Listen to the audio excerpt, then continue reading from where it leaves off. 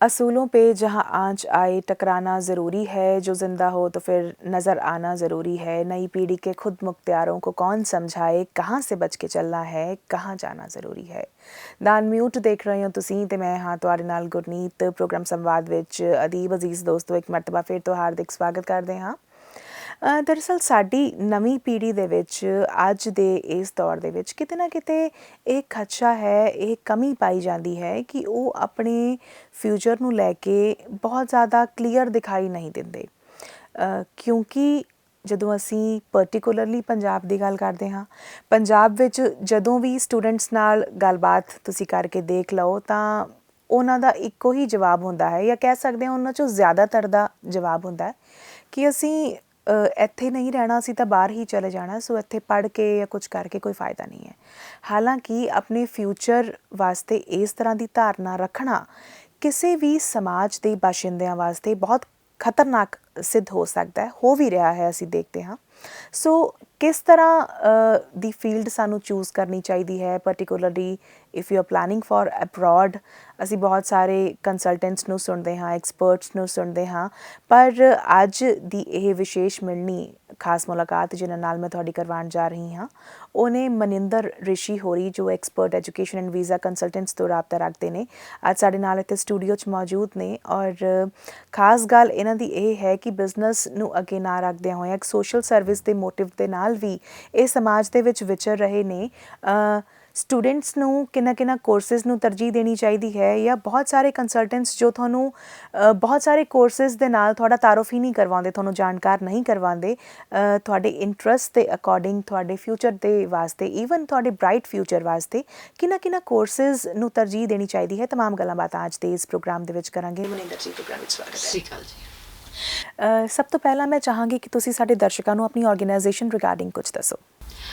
ਹਾਂਜੀ, ਮੈਂ ਰਿਪਰੈਜ਼ੈਂਟ ਕਰ ਰਹੀ ਹਾਂ expert education and visa services ਨੂੰ ਜੀ। ਐਕਸਪਰਟ ਦੀ ਜਰਨੀ ਦੀ ਸ਼ੁਰੂਆਤ ਹੋਈ ਹੈ 19 ਸਾਲ ਪਹਿਲਾਂ ਆਸਟ੍ਰੇਲੀਆ ਦੀ ਧਰਤੀ ਤੋਂ, ਜਿੱਥੋਂ ਲਗਭਗ ਹੁਣ ਤੱਕ 19 ਸਾਲਾਂ ਵਿੱਚ 60,000 ਤੋਂ ਵੱਧ ਸਟੂਡੈਂਟ ਸਾਡੇ ਨਾਲ ਜੁੜੇ ਹੋਏ ਹੈ। ਬੇਸਿਕਲੀ ਸਾਡਾ ਇਹ ਬਿਜ਼ਨਸ ਤਾਂ ਹੈਗਾ ਹੀ ਹੈ, ਬਟ ਬਿਜ਼ਨਸ ਤੋਂ ਪਹਿਲਾਂ ਅਸੀਂ ਇੱਕ as a consultant and as advisory services ਜਿਹੜੇ ਆਪਣੇ ਕਸਟਮਰਸ ਨਾਲ ਕਨੈਕਟਡ ਹਾਂ। ਜਦੋਂ ਐਡਵਾਈਜ਼ਰੀ ਸਰਵਿਸਿਜ਼ ਦੀ ਗੱਲ ਕਰਦੇ ਹਾਂ ਕਿ ਜੋ ਅਸੀਂ ਆਪਣੇ ਪੰਜਾਬ ਵਿੱਚ ਦੇਖਦੇ ਹਾਂ ਜ਼ਿਆਦਾ ਏਜੰਟ ਦਾ ਜਿਹੜਾ ਮਾਡਲ ਹੈਗਾ, ਜਿਹਦੇ ਵਿੱਚ ਤੁਸੀਂ ਕਿਸੇ ਕੋਲ ਜਾਂਦੇ ਹੋ ਅਤੇ ਆਪਣਾ ਆਪਣਾ ਵੀਜ਼ਾ ਪ੍ਰੋਸੈਸ ਕਰਵਾਉਂਦੇ ਹੋ, ਸਾਡਾ ਮਾਡਲ ਥੋੜ੍ਹਾ ਉਸ ਨਾਲੋਂ ਵਾਸਟ ਹੈ, ਵਾਈਡ ਹੈ ਐਂਡ ਡਿਫਰੈਂਟ ਹੈ, ਕਿਉਂਕਿ ਸਾਡਾ ਕੋਈ ਵੀ ਕਸਟਮਰ ਵਨ ਟਾਈਮ ਕਸਟਮਰ ਨਹੀਂ ਹੁੰਦਾ। ਸਾਡਾ ਇੱਕ ਰਿਲੇਸ਼ਨਸ਼ਿਪ ਬਿਲਡ ਹੁੰਦਾ ਹੈ ਕਲਾਇੰਟ ਨਾਲ। ਇਟ ਇਜ਼ ਨਾਟ ਕਿ ਅਸੀਂ ਉਹਨਾਂ ਨੂੰ ਕੋਈ ਇੱਕ ਕਾਲਜ ਜਾਂ ਇੱਕ ਕੋਰਸ ਲੱਭ ਕੇ ਦਿੰਦੇ ਹਾਂ। ਇਟ ਇਜ਼ ਅ ਰਿਲੇਸ਼ਨਸ਼ਿਪ ਵਿਚ ਵੀ ਸਟਾਰਟ ਵਿਦ ਦੈਮ। ਉਹਨਾਂ ਦੀ ਕਰੀਅਰ ਨੂੰ ਸ਼ੇਪ ਕਰਨਾ, ਉਹਨਾਂ ਨੂੰ ਗਾਈਡ ਕਰਨਾ, ਉਹਨਾਂ ਨੂੰ ਰੈਲੇਵੈਂਟ ਉਹਨਾਂ ਦਾ ਡ੍ਰੀਮ ਕਰੀਅਰ ਕਹਿ ਲਓ, ਜਾਂ ਉਹਨਾਂ ਨੂੰ ਜੋ ਉਹਨਾਂ ਦੀ ਜ਼ਰੂਰਤ ਹੈ, ਬਿਕੋਜ਼ ਹਰ ਇੱਕ ਦੀ ਜ਼ਰੂਰਤ ਅਲੱਗ ਹੈ, ਅਤੇ ਉਸ ਦੇ ਹਿਸਾਬ ਨਾਲ ਅਸੀਂ ਉਹਨਾਂ ਨੂੰ ਗਾਈਡ ਕਰਦੇ ਹਾਂ। ਸੋ ਇਸ ਗਾਈਡੈਂਸ ਵਿੱਚ ਸਭ ਤੋਂ ਜ਼ਿਆਦਾ ਜਿਹੜੀ ਜ਼ਰੂਰੀ ਚੀਜ਼ ਹੈ ਉਹ ਹੈ ਤੁਹਾਡਾ ਆਪਣਾ ਸਟਰੋਂਗ ਹੋਲਡ ਕਿੰਨਾ ਕੁ ਹੈ ਇਹਦੇ ਵਿੱਚ, ਤੁਹਾਡਾ ਆਪਣਾ ਐਕਸਪੀਰੀਅੰਸ ਕੀ ਹੈ, ਤੁਹਾਡੀ ਆਪਣੀ ਕ੍ਰੈਡੀਬਿਲਿਟੀ ਕੀ ਹੈ। ਤੇ 19 ਸਾਲਾਂ ਵਿੱਚ ਐਕਸਪਰਟ ਨੇ ਆਪਣੇ ਇਸ ਬਿਜ਼ਨਸ ਵਿੱਚ ਜਾਂ ਇਸ ਸਰਵਿਸਿਜ਼ ਵਿੱਚ ਇਹੀ ਦੇਖਿਆ ਕਿ ਜਿੰਨਾ ਸਾਡੇ ਕੋਲ ਵਾਸਟ ਐਕਸਪੋਜ਼ਰ ਹੋਏਗਾ, ਵਾਸਟ ਐਕਸਪੀਰੀਅੰਸ ਹੋਏਗਾ, ਜਾਂ ਸਾਡੇ ਹੱਥ ਵਿੱਚ ਜਿੰਨੇ ਜ਼ਿਆਦਾ ਸਾਡੇ ਨੈਟਵਰਕ ਵਿੱਚ ਯੂਨੀਵਰਸਿਟੀਜ਼, ਕਾਲਜਿਸ ਹੋਣਗੇ, ਅਸੀਂ ਓਨਾ ਹੀ ਬਿਹਤਰ ਸੋਲਿਊਸ਼ਨ ਆਪਣੇ ਕਲਾਇੰਟਸ ਨੂੰ ਦੇ ਸਕਦੇ ਹਾਂ। ਤੇ ਇਹੀ ਸਾਡੀ USP ਹੈ। ਜੇ ਅਸੀਂ ਸਿਰਫ ਆਸਟ੍ਰੇਲੀਆ ਦੀ ਹੀ ਗੱਲ ਕਰੀਏ, ਬਿਕੋਜ਼ ਆਸਟ੍ਰੇਲੀਆ ਤੋਂ ਅਸੀਂ ਸ਼ੁਰੂਆਤ ਕੀਤੀ ਹੈ, ਤੇ ਅੱਜ ਦੀ 19 ਸਾਲਾਂ ਬਾਅਦ ਅਸੀਂ ਉਹਦੇ ਐਕਸਪਰਟ ਹਾਂ। ਅਸੀਂ one of the top agents ਹਾਂ ਉੱਥੇ ਯੂਨੀਵਰਸਿਟੀਜ਼ ਦੇ, ਬਹੁਤ ਸਾਰੀਆਂ ਯੂਨੀਵਰਸਿਟੀ ਤੋਂ ਟੌਪ ਰਿਕਰੂਟਰ ਹਾਂ। ਉਹ ਇਸੇ ਵਜ੍ਹਾ ਨਾਲ ਹੈ ਬਿਕੋਜ਼ ਸਾਡੇ ਨਾਲ ਆਲਮੋਸਟ ਸਾਰੀਆਂ ਯੂਨੀਵਰਸਿਟੀਜ਼ ਆਸਟ੍ਰੇਲੀਆ ਦੀਆਂ ਜੁੜੀਆਂ ਹੋਈਆਂ ਹੈ। ਤੇ beginning from the top universities, ਜਿਹਨੂੰ ਅਸੀਂ G8 ਜਾਂ ਟੌਪ 100 ਜਾਂ ਟੌਪ 10 ਯੂਨੀਵਰਸਿਟੀਜ਼ ਆਫ ਆਸਟ੍ਰੇਲੀਆ ਵੀ ਕਹਿ ਦਿੰਦੇ ਹਾਂ, ਉਹ ਵੀ ਸਾਡੇ ਨਾਲ ਜੁੜੀਆਂ ਹੋਈਆਂ, ਅਸੀਂ ਉਹਨਾਂ ਦਾ ਵੀ ਰਿਕਰੂਟਮੈਂਟ ਕਰਦੇ ਹਾਂ। ਐਂਡ ਤੁਸੀਂ ਇੱਕ ਐਵਰੇਜ ਬੱਚੇ ਤੋਂ ਲੈ ਕੇ ਇੱਕ ਮੈਰੀਟੋਰੀਅਸ ਜਾਂ ਇੱਕ ਰਿਸਰਚਰ ਜਾਂ ਇੱਕ ਬਿਲਕੁਲ ਜਿਹੜਾ ਆਪਾਂ ਕਹਿੰਦੇ ਨਾ ਟੌਪ ਆਫ ਦ ਕਲਾਸ ਜਿਹੜਾ ਬੱਚਾ ਹੁੰਦਾ, ਉਹਦੇ ਲਈ ਵੀ ਸਾਡੇ ਕੋਲ ਆਪਸ਼ਨਸ ਹੁੰਦੀਆਂ। ਐਂਡ ਇਹ ਸਾਨੂੰ ਹੈਲਪ ਕਰਦਾ ਕਿ ਸਾਨੂੰ ਕੁਝ ਵੀ ਮੈਨੂਪਲੇਟ ਕਰਨ ਦੀ ਜ਼ਰੂਰਤ ਨਹੀਂ ਹੈ। ਸਾਨੂੰ ਕੁਝ ਵੀ ਮਿਸ ਰਿਪਰੈਜ਼ੈਂਟ ਕਰਨ ਦੀ ਜ਼ਰੂਰਤ ਹੀ ਨਹੀਂ ਹੈ। ਵੈਸੇ ਤੇ ਸਾਡਾ ਪ੍ਰਿੰਸੀਪਲ ਹੀ ਨਹੀਂ ਹੈ ਇਦਾਂ ਦਾ ਮਿਸ ਰਿਪਰੈਜ਼ੈਂਟ ਕਰਨਾ, ਪਰ ਜ਼ਰੂਰਤ ਨਹੀਂ ਹੈ ਬਿਕੋਜ਼ ਸਾਡੇ ਕੋਲ ਹੀ ਹਰ ਇੱਕ ਲਈ ਸੋਲੂਸ਼ਨ ਹੈਗੇ। ਮੈਨੂਪੂਲੇਟ ਤੇ ਮਿਸ ਰਿਪਰੈਜ਼ੈਂਟੇਸ਼ਨ ਉੱਥੇ ਹੁੰਦੀ ਹੈ ਜਿੱਥੇ ਤੁਹਾਡੀ ਹੈਂਡ ਹੋਲਡਿੰਗ ਨਹੀਂ ਹੈਗੀ, ਜਿੱਥੇ ਤੁਹਾਡੇ ਕੋਲ ਪਾਸਟ ਐਕਸਪੀਰੀਅੰਸ ਨਹੀਂ ਹੈਗੇ, ਜਿੱਥੇ ਤੁਹਾਡੇ ਕੋਲ ਆਪਸ਼ਨਸ ਅਵੇਲੇਬਲ ਨਹੀਂ ਹੈਗੀਆਂ। ਇੱਕ ਸਿੰਪਲ ਜੇ ਮੈਂ ਕਹਾਂ, ਅੱਜ ਇੱਕ ਕੋਈ ਵੀ ਕੰਸਲਟੈਂਟ ਜਿਹਦੇ ਕੋਲ ਗਿਣੀਆਂ ਚੁਣੀਆਂ ਯੂਨੀਵਰਸਿਟੀਜ਼ ਨਾਲ ਕੰਟਰੈਕਟ ਨੇ ਜਾਂ ਗਿਣੀਆਂ ਚੁਣੀਆਂ ਆਪਸ਼ਨਸ ਨੇ, ਜਾਂ ਉਹਨਾਂ ਦਾ ਆਪਣਾ ਐਕਸਪੀਰੀਅੰਸ ਜਾਂ ਉਹਨਾਂ ਦੀ ਨੌਲੇਜ ਆਪਣੀ ਉਨੀ ਵਾਈਡ ਨਹੀਂ ਹੈਗੀ, ਤਾਂ ਉਹ ਜਿਹੜੀਆਂ ਕਿ ਉਹਨਾਂ ਦੀ 2-4 ਬੈਸਟ ਸੈਲਿੰਗ ਪ੍ਰੋਡਕਟ ਹੁੰਦਾ ਕਹਿ ਲਓ, ਜਿਵੇਂ ਆਪਾਂ ਮਾਰਕੀਟ 'ਚ ਕਹਿ ਦਿੰਦੇ ਆ, ਤੇ ਉਹੀ ਚੀਜ਼ਾਂ ਉਹ ਸਟੂਡੈਂਟਸ ਨੂੰ ਐਡਜਸਟ ਕਰਨ ਦੀ ਕੋਸ਼ਿਸ਼ ਕਰਦੇ ਆ। ਔਰ ਇਹ ਤਾਂ ਸਭ ਨੂੰ ਪਤਾ ਹੈ, ਦੱਸਣ ਦੀ ਲੋੜ ਹੀ ਨਹੀਂ ਕਿ ਜਦੋਂ ਤੁਸੀਂ ਜ਼ਬਰਦਸਤੀ ਦਾ ਫਿਟਮੈਂਟ ਤੇ ਜ਼ਬਰਦਸਤੀ ਦਾ ਐਡਜਸਟਮੈਂਟ ਕਰਦੇ ਹੋ, ਉਹਦੇ 'ਚ ਨੁਕਸਾਨ ਸਭ ਤੋਂ ਜ਼ਿਆਦਾ ਸਟੂਡੈਂਟ ਦਾ ਹੁੰਦਾ ਹੈ ਜੀ, ਕਿਉਂਕਿ ਏਜੰਟ ਨੇ ਤਾਂ ਆਪਣਾ ਪੈਸਾ ਬਣਾ ਕੇ ਸਾਈਡ ਹੋ ਜਾਣਾ। ਇੱਕ ਅੱਛੀ ਕੰਪਨੀ ਨੂੰ ਉਹਦਾ ਨੁਕਸਾਨ ਉਦੋਂ ਹੁੰਦਾ ਹੈ ਜਦੋਂ ਉਹਦੇ ਰੈਪੂਟੇਸ਼ਨ ਐਟ ਸਟੇਕ ਹੋਵੇ। ਤੇ 19 ਸਾਲਾਂ ਦੇ ਸਫ਼ਰ ਵਿੱਚ ਅਸੀਂ ਉਸ ਪੋਜੀਸ਼ਨ ਤੇ ਅੱਜ ਹੈਗੇ ਆ ਕਿ ਅੱਜ ਅਸੀਂ ਕਿਸੇ ਇੱਕ ਕੇਸ ਲਈ ਵੀ ਆਪਣੀ ਰੈਪੂਟੇਸ਼ਨ ਸਟੇਕ ਨਹੀਂ ਕਰਦੇ ਜੀ। ਮਨਿੰਦਰ, ਮੈਂ ਅਗਲਾ ਸਵਾਲ ਇਹ ਪੁੱਛਣਾ ਚਾਹਾਂਗੀ ਕਿ ਜਿਵੇਂ ਆਸਟ੍ਰੇਲੀਆ ਔਰ ਕੈਨੇਡਾ ਦੋ ਇਸ ਤਰ੍ਹਾਂ ਦੀਆਂ ਕੰਟਰੀਜ਼ ਨੇ ਜਿਸ ਦਾ ਇੱਥੇ ਖਾਸ ਕਰ ਪੰਜਾਬ ਦੇ ਸਟੂਡੈਂਟਸ ਦੇ ਵਿੱਚ ਬਹੁਤ ਜ਼ਿਆਦਾ ਰੁਝਾਨ ਹੈ, ਔਰ ਇਹਦੇ ਨਾਲ ਮਿਲਦਾ ਜੁਲਦਾ ਇੱਕ ਵੱਡਾ ਸਵਾਲ ਇਹ ਹੈ ਕਿ ਇਹ ਸੱਚਾਈ ਵੀ ਹੈ ਕਿਤੇ ਨਾ ਕਿਤੇ ਕਿ ਸਟੂਡੈਂਟਸ ਪੜ੍ਹਨ ਵਾਸਤੇ ਉੱਥੇ ਜਾਂਦੇ ਹੀ ਨਹੀਂ। ਸੋ ਉਹਨਾਂ ਨੂੰ ਹੁੰਦਾ ਕਿ ਸਾਨੂੰ ਕੋਈ ਵੀ ਕੋਰਸ ਮਿਲ ਜਾਵੇ, ਅਸੀਂ ਤਾਂ ਸਿਰਫ ਬਾਹਰਲੀ ਧਰਤੀ ਤੇ ਆਸਟ੍ਰੇਲੀਆ ਜਾਂ ਕੈਨੇਡਾ ਦੀ ਧਰਤੀ ਤੇ ਸਿਰਫ ਪੈਰ ਮਾਤਰ ਹੀ ਰੱਖਣਾ ਹੈ। ਉਹ ਫਿਊਚਰ ਵਾਸਤੇ ਉਹਨਾਂ ਦਾ ਕੋਈ ਧਿਆਨ ਨਹੀਂ ਹੁੰਦਾ, ਸਿਰਫ ਪੀਆਰ ਤੱਕ ਦੀ ਦੌੜ ਹੁੰਦੀ ਹੈ। ਪਰ ਇਸ ਸਭ ਦੇ ਚੱਲਦਿਆਂ ਉਹ ਬਹੁਤ ਜ਼ਿਆਦਾ ਸਫ਼ਰ ਕਰਦੇ ਨੇ। ਉਹ ਕਿੱਦਾਂ? ਤੁਸੀਂ ਬਿਲਕੁਲ ਸਹੀ ਕਿਹਾ ਹੈ। ਜੇ ਮੈਨੂੰ ਸਿੰਪਲ ਤੇ ਸਿੱਧੀ ਪੰਜਾਬੀ ਭਾਸ਼ਾ 'ਚ ਕਹਾਂ ਤਾਂ ਇੱਕ ਭੇਡ ਚਾਲ ਹੋ ਜਾਂਦੀ ਹੈ। ਔਰ ਇਹ ਅੱਜ ਦੀ ਡੇਟ 'ਚ ਸਿਰਫ ਆਸਟ੍ਰੇਲੀਆ ਜਾਂ ਕੈਨੇਡਾ ਨਹੀਂ ਹੈ। ਜੇ ਤੁਸੀਂ ਅੱਜ ਤੋਂ 10 ਸਾਲ ਪਹਿਲਾਂ ਜਾਂ 20 ਸਾਲ ਪਹਿਲਾਂ ਦੀ ਹਿਸਟਰੀ ਚੱਕ ਕੇ ਦੇਖੋ, ਕਿਸੇ ਟਾਈਮ ਤੇ ਯੂਕੇ ਦਾ ਬੋਲਬਾਲਾ ਸੀ ਬਹੁਤ ਜ਼ਿਆਦਾ, ਕਿਸੇ ਟਾਈਮ ਤੇ ਯੂਐਸ ਜਾਣ ਦੀ ਹੋੜ ਲੱਗੀ ਹੋਈ ਸੀ, ਕਿਸੇ ਟਾਈਮ ਤੇ ਨਿਊਜ਼ੀਲੈਂਡ 'ਚ ਸਭ ਚਾਹੁੰਦੇ ਸੀ ਕਿ ਮਤਲਬ ਅਸੀਂ ਹੀ ਜਾਈਏ, ਇੱਕ ਦੇ ਮਗਰ ਦੂਸਰਾ, ਦੂਸਰੇ ਦੇ ਮਗਰ ਤੀਸਰਾ। ਤਾਂ ਇੱਕ ਇਹ ਭੇਡ ਚਾਲ ਹੈ, ਬਿਕਾਜ਼ ਜਿਸ ਕੰਟਰੀ 'ਚ ਈਜ਼ੀ ਐਂਟਰੀ ਲੱਗਦੀ ਹੈ ਜਾਂ ਉਹਨਾਂ ਨੂੰ ਲੱਗਦਾ ਕਿ ਉੱਥੇ ਬੜੀ ਸ਼ਾਨਦਾਰ ਲਾਈਫ ਹੈ, ਬੜੀ ਲਿਊਕਰੇਟਿਵ ਜ਼ਿੰਦਗੀ ਹੈ, ਉੱਥੇ ਅਸੀਂ ਉੱਥੇ ਚਲੇ ਜਾਣਾ। ਤਾਂ ਇਹ ਜਿਹੜੀ ਭੇਡ ਚਾਲ ਹੈ, ਜਿਹੜੀ ਆਪਾਂ ਇੱਕ ਨੂੰ ਦੇਖ ਕੇ ਦੂਸਰਾ ਜਾਂ ਦੂਸਰੇ ਨੂੰ ਦੇਖ ਕੇ ਤੀਸਰਾ, ਜਾਂ ਫਿਰ ਮਾਰਕੀਟ 'ਚ ਇੱਕ ਨਾ ਹਵਾ ਹੁੰਦੀ ਹੈ ਜਿਹਨੂੰ ਆਪਾਂ ਕਹਿ ਦਿੰਦੇ ਹਾਂ, ਫੀਡਬੈਕ ਚੱਲ ਰਿਹਾ ਹੁੰਦਾ ਕਿ ਉਹ ਕੰਟਰੀ ਜਾਣਾ ਚਾਹੀਦਾ। ਆਪਾਂ ਸੁਣੀਆਂ ਸੁਣਾਈਆਂ ਗੱਲਾਂ ਦੇ ਮਗਰ ਲੱਗ ਕੇ ਇੱਕ ਦੇ ਮਗਰ ਦੂਸਰਾ ਆਪਾਂ ਉਸ ਟ੍ਰੈਂਡ ਨੂੰ ਭੇਡ ਚਾਲ ਦੇ ਵਿੱਚ ਬਦਲ ਦਿੰਦੇ ਹਾਂ ਜੀ। ਤਾਂ ਉਹ ਚੀਜ਼ ਹੁੰਦੀ ਹੈ। ਅੱਜ ਦੀ ਡੇਟ 'ਚ ਤੁਸੀਂ ਦੇਖੋ, ਨਿਊਜ਼ੀਲੈਂਡ ਦੀ ਕੋਈ ਗੱਲ ਨਹੀਂ ਹੋ ਰਹੀ, ਯੂਐਸ ਦੀ ਕੋਈ ਗੱਲ ਨਹੀਂ ਹੋ ਰਹੀ, ਯੂਕੇ ਦੀ ਵੀ ਘੱਟ ਵੱਧ ਥੋੜੀ ਗੱਲ ਹੋ ਰਹੀ ਹੈ। ਸਭ ਤੋਂ ਜ਼ਿਆਦਾ ਆਸਟ੍ਰੇਲੀਆ ਤੇ ਕੈਨੇਡਾ ਦੀ ਗੱਲ ਹੋ ਰਹੀ ਹੈ। ਕੈਨੇਡਾ ਅੱਜ ਦੀ ਡੇਟ 'ਚ ਜੇ ਮੈਂ ਸੱਚ ਕਹਾਂ ਤਾਂ ਹੌਟ ਸੈਲਿੰਗ ਕੇਕ ਹੈ ਕਿਸੇ ਵੀ ਬਿਜ਼ਨਸ ਕੰਸਲਟੈਂਟ ਲਈ ਐਂਡ ਸਟੂਡੈਂਟਸ ਲਈ ਵੀ, ਬਿਕੋਜ਼ ਉੱਥੇ ਸਭ ਉੱਥੇ ਜਾ ਰਹੇ ਨੇ, ਇਸ ਲਈ ਸਭ ਨੇ ਉੱਥੇ ਹੀ ਜਾਣਾ ਜੀ। ਸੋ ਇਹ ਇੱਕ ਬਹੁਤ ਹੀ ਡੇਂਜਰਸ ਟ੍ਰੈਂਡ ਹੈ। ਇਹਦੇ 'ਚ ਜਦੋਂ ਟ੍ਰਾਂਜੀਸ਼ਨ ਹੁੰਦੀ ਹੈ ਇੱਕ ਕੰਟਰੀ ਤੋਂ ਦੂਸਰੀ ਕੰਟਰੀ, ਦੂਸਰੀ ਤੋਂ ਤੀਸਰੀ ਕੰਟਰੀ, ਜਦੋਂ ਇੱਕ ਹਵਾ ਚੱਲਦੀ ਹੈ, ਹਵਾ ਜਦੋਂ ਦੂਸਰੀ ਵੱਲ ਬਦਲਦੀ ਹੈ, ਤਾਂ ਉਹ ਟ੍ਰਾਂਜੀਸ਼ਨ ਪੀਰੀਅਡ ਦੇ ਵਿੱਚ ਜਿਹੜੇ ਸਟੂਡੈਂਟ ਫਸਦੇ ਨੇ ਨਾ, ਉਹ ਬਹੁਤ ਨੁਕਸਾਨ ਉਠਾਉਂਦੇ ਨੇ। ਉਹਨਾਂ ਨੂੰ ਬਹੁਤ ਮਤਲਬ ਜ਼ਿੰਦਗੀ 'ਚ ਸਟਰਗਲਸ, ਐਕਸਟਰਾ ਸਟਰਗਲਸ ਦਾ ਸਾਹਮਣਾ ਕਰਨਾ ਪੈਂਦਾ, ਆਈ ਵੁੱਡ ਸੇ। ਉਹਨਾਂ ਨੂੰ ਉਹ ਕਿਤੇ ਨਾ ਕਿਤੇ 2 ਸਾਲ 4 ਸਾਲ 5 ਸਾਲ ਦੂਸਰਿਆਂ ਤੋਂ ਪਿੱਛੇ ਰਹਿ ਜਾਂਦੇ ਨੇ। ਤਾਂ it is a very dangerous approach to plan. ਮੈਂ ਇਹ ਕਹਾਂਗੀ ਕਿ ਇਹ ਪਲੈਨਿੰਗ ਦਾ ਜਿਹੜਾ ਆਧਾਰ ਹੈ ਇਹ ਨਹੀਂ ਹੋਣਾ ਚਾਹੀਦਾ ਜੀ। ਜਿਵੇਂ ਤੁਸੀਂ ਕਿਹਾ ਕਿ 19 ਸਾਲਾਂ ਦੇ ਇਸ ਲੰਬੇ ਸਫ਼ਰ ਦੇ ਵਿੱਚ ਤੁਸੀਂ ਕਾਫੀ ਕੁਝ ਕਮਾਇਆ, ਉੱਥੇ ਦੇ ਟੌਪ ਕੰਸਲਟੈਂਟਸ ਦੇ ਵਿੱਚੋਂ ਐਕਸਪਰਟ ਇੱਕ ਹੈ। ਤਾਂ ਜੋ ਆਸਟ੍ਰੇਲੀਆ ਦੇ ਵਿੱਚ ਸਟੂਡੈਂਟਸ ਪ੍ਰੈਫਰ ਕਰਦੇ ਨੇ, ਉੱਥੇ ਅੱਜ ਕੱਲ੍ਹ ਮੌਂਟਰੀਅਲ ਔਰ 1-2 ਹੋਰ ਜਗ੍ਹਾਵਾਂ 'ਤੇ ਕੁਝ ਇਸ ਤਰ੍ਹਾਂ ਦੇ ਕੇਸਿਸ ਹੋਏ ਨੇ ਜਿਨ੍ਹਾਂ ਦੀ ਕਹਾਣੀ ਵੀ ਨਾਸਾਜ਼ ਜਿਹੀ ਹੈ। ਸੋ ਤੁਸੀਂ ਆਪਣੇ ਆਪ ਨੂੰ ਇਹਨਾਂ ਸਭ ਚੀਜ਼ਾਂ ਤੋਂ ਕਿਵੇਂ ਬਚਾ ਕੇ ਚੱਲਦੇ ਹੋ? ਬੇਸਿਕਲੀ ਮੌਂਟਰੀਅਲ ਦਾ ਜੋ ਐਪੀਸੋਡ ਹੋਇਆ ਇਹ ਕੈਨੇਡਾ ਵਿੱਚ ਹੈ। ਇਹਦੇ ਵਿੱਚ ਮੈਂ ਤੁਹਾਨੂੰ ਇਹ ਥੋੜਾ ਬਰੀਫ ਦੱਸਣਾ ਚਾਹਾਂਗੀ ਹੋਇਆ ਕੀ ਹੈ। ਬੇਸਿਕਲੀ ਉੱਥੇ ਇੱਕ ਬਿਜ਼ਨਸ ਹਾਊਸ ਨੇ 3 ਕਾਲਜ ਚੱਲਦੇ ਹੋਏ 3 ਕਾਲਜ ਖਰੀਦੇ, ਜਿਨ੍ਹਾਂ 'ਚ ਕੁਝ ਇਰੈਗੂਲਰਿਟੀਜ਼ ਪਾਈ ਗਈਆਂ। ਦੇਖੋ, ਇਰੈਗੂਲਰਿਟੀਜ਼ ਹਰ ਜਗ੍ਹਾ ਤੇ ਹੁੰਦੀਆਂ। ਅਸੀਂ ਇੱਥੇ ਬਹੁਤ ਰੋਂਦੇ ਹਾਂ ਕਿ ਇੱਥੇ ਕਰਪਸ਼ਨ ਹੈ, ਇੱਥੇ ਸਿਸਟਮ ਠੀਕ ਨਹੀਂ ਹੈ, ਐਡਮਿਨਿਸਟ੍ਰੇਸ਼ਨ ਠੀਕ ਨਹੀਂ ਹੈ। ਦੇਖੋ, ਇਹ ਸਭ ਚੀਜ਼ਾਂ ਦੁਨੀਆ 'ਚ ਹਰ ਕਿਤੇ ਹੁੰਦੀਆਂ। ਤਾਂ ਪ੍ਰੋਪੋਰਸ਼ਨ ਦਾ ਡਿਫਰੈਂਸ ਹੋ ਸਕਦਾ ਹੈ, ਕਿਤੇ ਘੱਟ ਹੋਏਗਾ ਕਿਤੇ ਵੱਧ ਨਾ। ਉੱਥੇ ਵੀ ਇਹੀ ਹੋਇਆ ਕਿ ਜਿਨ੍ਹਾਂ ਨੇ ਉਹਨੂੰ ਖਰੀਦਿਆ ਉਹਦੇ ਵਿੱਚ ਬਹੁਤ ਸਾਰੀਆਂ ਕਮੀਆਂ ਪੇਸ਼ੀਆਂ ਸੀਗੀਆਂ ਉਹਨਾਂ ਦੇ ਐਡਮਿਸ਼ਨ ਪ੍ਰੋਸੈਸ ਵਿੱਚ। ਬਿਕਾਜ਼ ਜਦੋਂ ਤੁਸੀਂ ਕਿਸੇ ਕਾਲਜ ਵਿੱਚ ਇੰਟਰਨੈਸ਼ਨਲ ਸਟੂਡੈਂਟਸ ਨੂੰ ਆਫਰ ਦਿੰਦੇ ਹੋ ਜਾਂ ਬੁਲਾਉਂਦੇ ਹੋ, ਉਦੋਂ ਸਿਰਫ ਤੁਸੀਂ ਆਪਣੇ ਕਾਲਜ ਦਾ ਤੁਹਾਡਾ ਰੂਲ ਰੈਗੂਲੇਸ਼ਨ ਕੰਮ ਨਹੀਂ ਕਰਦਾ, ਤੁਹਾਨੂੰ ਉਸ ਕੰਟਰੀ ਦੇ ਤੁਹਾਨੂੰ ਉੱਥੋਂ ਦਾ ਸਿਸਟਮ ਹੈ ਜਿਹੜਾ ਉਹ ਵੀ ਫੋਲੋ ਕਰਨਾ ਪੜੇਗਾ, ਉੱਥੋਂ ਦੀ ਕੰਪਲਾਈਂਸਿਸ ਹੈ ਜਿਹੜੀ ਉੱਥੋਂ ਵੀ ਉਹ ਵੀ ਫੋਲੋ ਕਰਨੀਆਂ ਪੈਣਗੀਆਂ। ਤੇ ਉਹਦੇ ਵਿੱਚ ਉਹਨਾਂ ਕਾਲਜਸ ਦਾ ਕੁਝ ਰਿਕਾਰਡ ਠੀਕ ਨਹੀਂ ਆਇਆ, ਕੁਝ ਕੰਪਲੇਂਟਸ ਆਈਆਂ, ਕੁਝ ਉਹਨਾਂ ਦਾ ਇੰਟੈਲੀਜੈਂਸ ਸੀਗਾ, ਤੇ ਉਹਨਾਂ ਨੇ ਉਹਨਾਂ ਦਾ ਆਡਿਟ ਜਦੋਂ ਕੀਤਾ ਕਾਫੀ ਇਰੈਗੂਲੈਰਿਟੀਜ਼ ਪਾਈਆਂ ਗਈਆਂ, ਤੇ ਇਰੈਗੂਲੈਰਿਟੀਜ਼ ਹੋਣ ਦੀ ਵਜ੍ਹਾ ਨਾਲ ਉਹਨਾਂ ਨੇ ਉਹਨਾਂ ਕਾਲਜਸ ਨੂੰ ਇੱਕ ਵਾਰ ਬੈਨ ਕਰ ਲਿਆ ਜਾਂ ਇੱਕ ਵਾਰੀ ਉਹਨਾਂ ਤੇ ਲਿਮਿਟੇਸ਼ਨਸ ਲਗਾ ਦੀਆਂ। ਕੁਝ ਟਾਈਮ ਤੋਂ ਬਾਅਦ ਉਹ ਲਿਮਿਟੇਸ਼ਨ ਚੱਕ ਵੀ ਲਈਆਂ ਗਈਆਂ ਬਹੁਤ ਕੁਝ ਰੀਜ਼ਨਸ ਦੀ ਵਜ੍ਹਾ ਨਾਲ। ਹੁਣ ਲੇਟੈਸਟ ਜੋ ਕੰਟਰੋਵਰਸੀ ਤੁਸੀਂ ਸੁਣ ਰਹੇ ਹੋ ਉਹ ਬੇਸਿਕਲੀ ਇਹ ਹੈ ਕਿ ਉਹਨਾਂ ਬਿਜ਼ਨਸ ਹਾਊਸ ਨੇ ਜਿਹੜਾ ਆਪਣਾ ਬੈਂਕਰਪਸੀ ਲਈ ਫਾਈਲ ਕੀਤਾ ਹੈਗਾ, ਤਾਂ ਉਹਦੇ ਚ ਕੀ ਹੁੰਦਾ, ਉਹਨਾਂ ਨੇ ਆਪਣੇ ਜਿਹੜੇ ਕ੍ਰੈਡੀਟਰਸ ਨੇ ਉਹਨਾਂ ਤੋਂ ਇੰਟਰਸਟ ਮਤਲਬ ਉਹਨਾਂ ਤੋਂ ਆਪਣੇ ਬਚਾਅ ਲਈ ਉਹਨਾਂ ਨੇ ਫਾਈਲ ਕੀਤਾ ਕਿ ਸਾਡੇ ਤੋਂ ਕੋਈ ਸੁਰੱਖਿਆ ਲਈ ਫਾਈਲ ਕੀਤਾ ਕਿ ਸਾਡੇ ਤੋਂ ਕੋਈ ਜੋ ਪੈਸੇ ਭਰੇ ਨੇ ਸਿੱਧੀ ਭਾਸ਼ਾ 'ਚ ਉਹ ਪੈਸੇ ਕੋਈ ਵਾਪਸ ਨਾ ਮੰਗ ਸਕੇ। ਮੈਂ ਐਜ਼ ਅ ਸਟੂਡੈਂਟ ਜੇ ਮੈਂ ਉਹਨਾਂ ਨੂੰ ਕੋਈ 10,000 ਜਾਂ 12,000 ਦੀ ਟਿਊਸ਼ਨ ਫੀਸ ਦਿੱਤੀ ਹੈ ਤਾਂ ਉਹ ਮੇਰੇ ਤੋਂ ਸੁਰੱਖਿਆ ਕਿ ਉਹ ਮੈਨੂੰ ਨਹੀਂ ਵੀ ਪੜਾਉਣਗੇ ਤਾਂ ਮੇਰੇ ਤੋਂ ਪੈਸੇ ਨਹੀਂ ਮੰਗ ਮੈਂ ਉਹਨਾਂ ਤੋਂ ਪੈਸੇ ਨਹੀਂ ਮੰਗ ਸਕਦੀ। ਇਹਦਾ ਮਤਲਬ ਇਹ ਹੈ ਸਿੰਪਲ ਦੇਸੀ ਜਿਹੜੀ ਲੈਂਗੁਏਜ ਆਪਾਂ ਕਹਿੰਦੇ ਆ ਉਹਦੇ ਵਿੱਚ ਨਾ। ਇਹਦੇ ਵਿੱਚ ਕੀ ਹੋਇਆ ਕਿ ਇਸ ਦੇ ਕਰਕੇ ਕੁਝ ਲਗਭਗ 1150 ਜਾਂ 1200 ਸਟੂਡੈਂਟਸ ਦਾ ਜਿਹੜਾ ਭਵਿੱਖ ਹੈ ਉਹ ਸਟੇਕ ਤੇ ਆ ਗਿਆ, ਔਰ ਅਨਫੋਰਚੂਨੇਟਲੀ ਤੁਸੀਂ ਕਹਿ ਲਓ ਉਹਦੇ ਵਿੱਚੋਂ 80 to 90% ਜਿਹੜੇ ਸਟੂਡੈਂਟ ਨੇ ਹੈਗੇ ਉਹ ਇੰਡੀਆ ਦੇ ਨੇ, and that too of Punjabi ਹੈਗੇ ਨੇ, ਤੇ ਇਸੇ ਲਈ ਤੁਸੀਂ ਉਹਦੀ ਗੱਲ ਵੀ ਜ਼ਿਆਦਾ ਇੱਥੇ ਸੁਣ ਰਹੇ ਹੋ।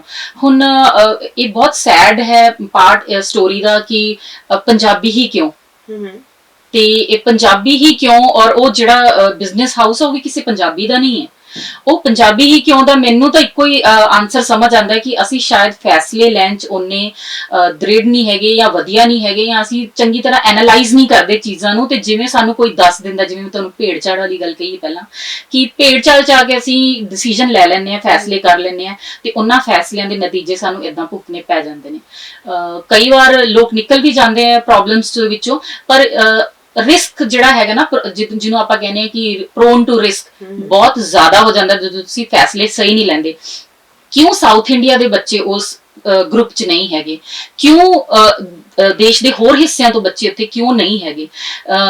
ਹੋਰ ਵੀ ਬਹੁਤ ਸਾਰੀਆਂ ਚੀਜ਼ਾਂ ਨੇ ਜਿਹੜੀਆਂ ਮੈਂ ਤੁਹਾਨੂੰ ਦੱਸਣਾ ਚਾਹੁੰਦੀ ਹਾਂ ਕਿ ਜਿਵੇਂ ਪਰਸੈਪਸ਼ਨ ਹੈ ਇੱਕ ਪੰਜਾਬ ਦੇ ਸਟੂਡੈਂਟਸ ਨੂੰ ਲੈ ਕੇ ਉਹ ਅੱਛੀ ਨਹੀਂ ਹੈ। ਯੂਨੀਵਰਸਿਟੀ ਤੇ ਕਾਲਜਸ ਦੇ ਵਿੱਚ ਬਹੁਤ ਸਾਰੀਆਂ ਯੂਨੀਵਰਸਿਟੀਜ਼ ਤੇ ਕਾਲਜਸ ਰਿਸਟ੍ਰਿਕਸ਼ਨਸ ਲਗਾਉਂਦੇ ਆ ਕਿ ਅਸੀਂ ਪੰਜਾਬ ਦਾ ਬੱਚਾ ਨਹੀਂ ਲੈਣਾ ਜਾਂ ਪੰਜਾਬ ਬੋਰਡ ਦਾ ਬੱਚਾ ਨਹੀਂ ਲੈਣਾ। ਇਹ ਵੀ ਇੱਕ ਬਹੁਤ ਵੱਡਾ ਚੈਲੰਜ ਹੈ ਕਿਉਂਕਿ ਮੇਰਾ ਜ਼ਿਆਦਾ ਆਪਰੇਸ਼ਨਸ ਨਾਰਥ ਇੰਡੀਆ 'ਚ ਹੈ, ਤੇ ਇਹ ਚੈਲੰਜ ਬਹੁਤ ਸਾਰੀਆਂ ਯੂਨੀਵਰਸਿਟੀਜ਼ ਨਾਲ ਆਉਂਦਾ। ਉਹਦਾ ਪਰਸੈਪਸ਼ਨ ਵੈਲਿਊ ਸਾਡਾ ਬਹੁਤ ਖਰਾਬ ਹੈ, ਇਸੇ ਲਈ ਖਰਾਬ ਹੈ ਕਿਉਂਕਿ ਅਸੀਂ ਫੈਸਲੇ ਗਲਤ ਲੈ ਲੈਂਦੇ ਆ, ਬਿਨਾਂ ਸੋਚੇ ਸਮਝੇ ਲੈ ਲੈਂਦੇ ਆ, ਜਾਂ ਕਿਸੇ ਦੇ ਪਿੱਛੇ ਲੱਗ ਕੇ ਲੈ ਲੈਂਦੇ ਆ। ਜੀ ਇੱਕ ਹੋਰ ਸਵਾਲ ਇਸ ਦੇ ਨਾਲ ਜੁੜਦਾ ਹੀ ਕਿ ਜਿਵੇਂ ਤੁਸੀਂ ਕਿਹਾ ਕਿ ਪੰਜਾਬ ਦੇ ਸਟੂਡੈਂਟ ਵਾਸਤੇ ਬਹੁਤ ਸਾਰੀ ਰਿਸਟ੍ਰਿਕਸ਼ਨਸ ਨੇ, ਕਿਉਂਕਿ ਤੁਸੀਂ ਨਾਰਥ ਇੰਡੀਆ ਵਿੱਚ ਹੀ ਡੀਲ ਕਰਦੇ ਹੋ, ਤੇ ਫਿਰ ਤੁਸੀਂ ਉਹਨਾਂ ਰਿਸਟ੍ਰਿਕਸ਼ਨਸ ਦੇ ਮੱਦੇਨਜ਼ਰ ਕਿਵੇਂ ਕੰਮ ਕਰਦੇ ਹੋ? ਦੇਖੋ ਜੀ, ਸਿੰਪਲ ਹੈ, ਇਹ ਇੱਕ ਤਰ੍ਹਾਂ ਦਾ ਟਰਾਈ ਪਾਰਟੀ ਸਿਸਟਮ ਹੈ ਜਿਹੜੇ 'ਚ ਅਸੀਂ ਕੰਮ ਕਰਦੇ ਹਾਂ। ਇਹਦੇ ਵਿੱਚ 3 ਪਾਰਟੀਆਂ ਨੇ, ਇੱਕ ਪਾਰਟੀ ਤਾਂ ਅਸੀਂ ਖੁਦ ਹੀ ਹਾਂ, ਇੱਕ ਪਾਰਟੀ ਯੂਨੀਵਰਸਿਟੀ ਹੈ ਤੇ ਇੱਕ ਪਾਰਟੀ ਸਟੂਡੈਂਟ ਹੈ। ਇਸ ਟਰਾਈ ਪਾਰਟੀ ਅਰੇਂਜਮੈਂਟ ਵਿੱਚ ਤਿੰਨਾਂ ਦਾ ਬੈਨੀਫਿਟ ਹੋਣਾ ਚਾਹੀਦਾ ਹੈ ਤੇ ਤਿੰਨਾਂ ਦੀ ਵਿਨ ਵਿਨ ਸਿਚੁਏਸ਼ਨ ਹੋਣੀ ਚਾਹੀਦੀ ਹੈ। ਇੱਕ ਆਈਡੀਅਲ ਸਿਚੁਏਸ਼ਨ ਤਾਂ ਇਹ ਕਹਿੰਦੀ ਹੈ, ਲੇਕਿਨ ਅਕਸਰ ਕੀ ਹੁੰਦਾ ਹੈ ਕਿ ਜਿੱਥੇ ਇਹਨਾਂ ਤਿੰਨਾਂ ਵਿੱਚੋਂ ਕਿਸੇ ਇੱਕ ਦਾ ਨੁਕਸਾਨ ਹੋਏਗਾ ਜਾਂ ਕਿਸੇ ਇੱਕ ਦਾ ਕੰਪਰੋਮਾਈਜ਼ ਕੀਤਾ ਜਾਏਗਾ ਉਹਦੀ ਸਿਚੁਏਸ਼ਨ ਨਾਲ, ਤਾਂ ਜਿਹੜਾ ਓਵਰਆਲ ਅਰੇਂਜਮੈਂਟ ਹੈ ਕੁਝ ਟਾਈਮ ਲਈ ਤਾਂ ਚੱਲੇਗਾ, ਤੇਜ਼ ਹਵਾ ਵਾਂਗੂ ਹੀ ਚੱਲੇਗਾ, ਲੇਕਿਨ ਇੱਕ ਦਿਨ ਉਹ ਕਲੈਸਪ ਹੋ ਜਾਏਗਾ। ਇਹਦੇ ਵਿੱਚ ਯੂਜੂਅਲੀ ਹੁਣ ਕੀ ਹੁੰਦਾ ਬਿਕਾਜ਼ ਲੈਕ ਆਫ ਅਵੇਅਰਨੈਸ ਜਿਹੜੀ ਹੈਗੀ ਹੈ ਉਹ ਜ਼ਿਆਦਾ ਸਟੂਡੈਂਟ ਦੇ ਵਿੱਚ ਹੁੰਦੀ ਹੈ। ਯੂਨੀਵਰਸਿਟੀ ਆਪਣੇ ਰੂਲਸ ਰੈਗੂਲੇਸ਼ਨ ਆਪਣਾ ਇੰਨਾ ਰਿਸਰਚ ਵਰਕ ਕਰਕੇ ਇੰਨਾ ਲੱਖਾਂ ਡਾਲਰਸ ਲਗਾ ਕੇ ਉਹ ਆਪਣੀ ਯੂਨੀਵਰਸਿਟੀ ਨੂੰ ਖੜਾ ਕਰਦੇ ਆ, ਤੇ ਉਹਨਾਂ ਦਾ ਜਿਹੜਾ ਤੁਸੀਂ ਇਹ ਕਹਿ ਲਓ ਕਿ ਉਹਨਾਂ ਦਾ ਐਕਸਪੋਜ਼ਰ ਹੈ ਜਾਂ ਉਹਨਾਂ ਦਾ ਹੋਲਡ ਹੈ ਉਹਨਾਂ ਲੂਜ਼ ਨਹੀਂ ਹੋਏਗਾ ਕਿ ਉਹਨਾਂ ਨੂੰ ਕੋਈ ਮੈਨੀਪੂਲੇਟ ਕਰ ਜਾਏ, ਉਹਦਾ ਪੋਰਸ਼ਨ ਘੱਟ ਹੋਏਗਾ। ਸਿਮਿਲਰਲੀ ਇੱਕ ਜੋ ਅੱਛਾ ਜੈਨੂਇਨ ਕੰਸਲਟੈਂਟ ਹੈ ਉਹ ਵੀ ਬਹੁਤ ਸੋਚ ਸਮਝ ਕੇ ਬਹੁਤ ਤਰੀਕੇ ਨਾਲ ਚੱਲਦਾ ਹੈ। ਉਹਨੂੰ ਵੀ ਪਤਾ ਹੈ ਕਿ ਮੇਰਾ ਇੱਧਰ ਵੀ ਰਿਲੇਸ਼ਨਸ਼ਿਪ ਹੈ ਤੇ ਮੇਰਾ ਇੱਧਰ ਵੀ ਰਿਲੇਸ਼ਨਸ਼ਿਪ ਹੈ, ਤੇ ਮੈਂ ਵਿਚਾਲੇ ਆਪਣੇ ਆਪ ਨੂੰ ਗਵਾ ਨਹੀਂ ਦੇਣਾ। ਬਿਕੋਜ਼ ਅਲਟੀਮੇਟਲੀ ਅਸੀਂ ਜਿੰਨੇ ਵੀ ਲੋਕ ਇੱਥੇ ਸੋਸਾਇਟੀ 'ਚ ਹੈਗੇ ਆ, ਕੋਈ ਵੀ ਅਸੀਂ ਕੰਮ ਕਰਦੇ ਹਾਂ ਬਿਜ਼ਨਸ ਜਾਂ ਜੌਬ, ਕੁਝ ਕਮਾਉਣ ਲਈ ਕਰਦੇ ਆ ਤੇ ਐਥੀਕਲ ਅਰਨਿੰਗ ਕਰਨ ਲਈ ਜੋ ਕੰਸਲਟੈਂਟ ਕੰਮ ਕਰੇਗਾ ਉਹ ਦੋਨਾਂ ਚੀਜ਼ਾਂ ਨੂੰ ਬੈਲੈਂਸ ਕਰੇਗਾ। ਲੇਕਿਨ ਜਿੱਥੇ ਉਹਨੇ ਅਰਨਿੰਗ ਕਰਨ ਲਈ ਕਿਸੇ ਨੂੰ ਸੈਕਰੀਫਾਈਸ ਕਰਤਾ ਨਾ, ਉਹ ਯੂਨੀਵਰਸਿਟੀ ਤੇ ਸਟੂਡੈਂਟ ਵਿੱਚੋਂ ਈਜ਼ੀ ਸੈਕਰੀਫਾਈਸ ਤੁਸੀਂ ਕਿਹਨੂੰ ਕਰ ਸਕਦੇ ਹੋ, ਮੈਨੀਪੂਲੇਟ ਜਾਂ ਮਿਸ ਰਿਪਰੈਜ਼ੈਂਟੇਸ਼ਨਸ ਕਿਹਨੂੰ ਦੇ ਸਕਦੇ ਹੋ, ਉਹ ਸਟੂਡੈਂਟ ਹੁੰਦਾ ਹੈ ਨਾ। ਤੇ ਉਹ ਇਸ ਲਈ ਕਿਉਂਕਿ ਉਹਨੂੰ ਇੰਨੀ ਨੌਲੇਜ ਨਹੀਂ ਹੈ, ਇੱਕ ਉਹ ਬਿਨਾਂ ਤਿਆਰੀ ਤੋਂ ਆਉਂਦਾ ਹੈ, ਇਸ ਲਈ ਉਹਨਾਂ ਨੂੰ ਈਜ਼ੀ ਹੈ ਉਹਨਾਂ ਨੂੰ ਕੁਝ ਵੀ ਦੱਸ ਦੇਣਾ, ਕੋਈ ਵੀ ਕਮਿਟਮੈਂਟ ਦੇ ਦੇਣਾ, ਕੋਈ ਵੀ ਉਹਨਾਂ ਨੂੰ ਸੁਪਨੇ ਦਿਖਾ ਦੇਣਾ, ਕੋਈ ਉਹਨਾਂ ਨੂੰ ਕਿਸੇ ਗਰਾਊਂਡ ਰਿਐਲਿਟੀ ਤੋਂ ਜਾਣੂ ਨਾ ਕਰਵਾਉਣਾ। ਇਹ ਸਭ ਚੀਜ਼ਾਂ ਸਟੂਡੈਂਟ ਨੂੰ ਇੱਕ ਪ੍ਰੋਬਲਮ ਏਰੀਆ 'ਚ ਪਾ ਦਿੰਦੀਆਂ ਲੇਟਰ ਔਨ, ਸੂਨਰ ਔਰ ਲੇਟਰ ਉਹਨੂੰ ਇਹ ਚੀਜ਼ ਫੇਸ ਕਰਨੀ ਪੈਂਦੀ ਹੈ। ਕਈ ਅੱਛੇ ਇੰਟੈਲੀਜੈਂਟ ਸਟੂਡੈਂਟ ਵੀ ਹੁੰਦੇ ਨੇ ਜੋ ਸਿਚੁਏਸ਼ਨ 'ਚ ਨਿਕਲ ਆਉਂਦੇ ਨੇ, ਪਰ ਉਹ ਜਿੰਨੀਆਂ ਅਸੀਂ ਸੁਣਦੇ ਹਾਂ ਗੱਲਾਂ ਸਕਸੈਸ ਸਟੋਰੀਜ਼, ਉਹਦੇ ਪਿੱਛੇ ਬਹੁਤ ਸਾਰੀਆਂ ਫੇਲਿਅਰ ਸਟੋਰੀਜ਼ ਵੀ ਹੁੰਦੀਆਂ ਜਿਹੜੀਆਂ ਕਿ ਗਲਤ ਸਟੈਪਸ ਕਰਕੇ ਹੁੰਦੀਆਂ, ਜਿਹੜੀਆਂ ਕਿ ਸਾਹਮਣੇ ਨਹੀਂ ਆਉਂਦੀਆਂ। ਤੇ ਇਸ ਲਈ ਸਟੂਡੈਂਟਸ ਨੂੰ ਬਹੁਤ ਜ਼ਿਆਦਾ ਅਵੇਅਰ ਹੋਣ ਦੀ ਜ਼ਰੂਰਤ ਹੈ। ਜਿਹੜਾ ਅੱਜ ਪੰਜਾਬ ਦਾ ਪੋਜੀਸ਼ਨ ਹੈ ਜਾਂ ਪਰਸੈਪਸ਼ਨ ਹੈ ਉਹ ਇਸੇ ਲਈ ਖਰਾਬ ਹੈ ਕਿ ਇੱਥੇ ਜ਼ਿਆਦਾ ਪ੍ਰੋਬਲਮ ਇਹ ਹੈ ਕਿ ਅਸੀਂ ਕੋਈ ਵੀ ਫੈਸਲਾ ਲੈ ਲੈਂਦੇ ਹਾਂ ਬਿਨਾਂ ਸੋਚੇ ਸਮਝੇ। ਮੈਂ ਇਹੀ ਕਹੂੰਗੀ, ਇਹ ਮੇਰੀ ਆਬਜ਼ਰਵੇਸ਼ਨ ਹੈ, ਮੇਰੀ ਪਰਸਨਲ ਆਬਜ਼ਰਵੇਸ਼ਨ ਵੀ ਹੈ। ਜੀ ਮਨਿੰਦਰ ਜੀ, ਇਸ ਤੋਂ ਬਾਅਦ ਜਿਵੇਂ ਅਸੀਂ ਪੰਜਾਬ ਦੇ ਸਟੂਡੈਂਟਸ ਦੀ ਗੱਲ ਕਰ ਰਹੇ ਸੀ, ਉਹ ਕਿਉਂਕਿ ਭੇਡ ਚਾਲ ਹੀ ਹੈ, ਉਹਨਾਂ ਨੇ ਕੁਝ ਵੀ ਕਰਕੇ ਸਿਰਫ ਔਰ ਸਿਰਫ ਬਾਹਰ ਜਾਣਾ ਹੁੰਦਾ ਹੈ। ਸੋ ਕਿਤੇ ਨਾ ਕਿਤੇ ਆਪਣੇ ਫਿਊਚਰ ਨੂੰ ਲੈ ਕੇ ਉਹਨਾਂ ਦੇ ਦਿਮਾਗ ਵਿੱਚ ਕੋਈ ਪਲਾਨਸ ਨਹੀਂ ਹੁੰਦੇ, ਉਹਨਾਂ ਕੋਲ ਪ੍ਰੋਪਰ ਨੌਲੇਜ ਨਹੀਂ ਹੁੰਦੀ ਔਰ ਉਹ ਪ੍ਰੋਪਰ ਜਗ੍ਹਾ 'ਤੇ ਵੀ ਨਹੀਂ ਜਾਂਦੇ। ਸੋ ਸਾਡੀ ਸੁਸਾਇਟੀ ਦੇ ਵਿੱਚ ਬਹੁਤ ਕਿਸਮ ਦੇ ਏਜੰਟਸ ਨੇ, ਬਹੁਤ ਸਾਰੇ ਤਾਂ ਇਸ ਤਰ੍ਹਾਂ ਦੇ ਨੇ ਜੋ ਖੁਦ ਕੰਮ ਕਰਦੇ ਹੀ ਨਹੀਂ, ਕਿਸੇ ਤੋਂ ਅੱਗੇ ਕਰਵਾ ਕੇ ਦਿੰਦੇ ਨੇ, ਸਿਰਫ ਔਰ ਸਿਰਫ ਕਮਿਸ਼ਨ ਬੇਸਡ ਆਪਣਾ ਕਲਾਇੰਟ ਕਿਸੇ ਨੂੰ ਦੇ ਦਿੰਦੇ ਨੇ ਜਾਂ ਸਿਰਫ ਕਲਾਇੰਟ ਪ੍ਰੋਵਾਈਡ ਕਰਦੇ ਨੇ, ਕਿਸੇ ਦੀ ਫੇਸ ਵੈਲਿਊ ਨੂੰ ਯੂਜ਼ ਕਰ ਲੈਂਦੇ ਨੇ। ਸੋ ਸਮਾਜ ਦੇ ਵਿੱਚ ਹੁਣ ਦਾ ਨਹੀਂ, ਬਹੁਤ ਅਰਸੇ ਤੋਂ ਇਹ ਸਭ ਕੁਝ ਚੱਲਿਆ ਆ ਰਿਹਾ ਹੈ।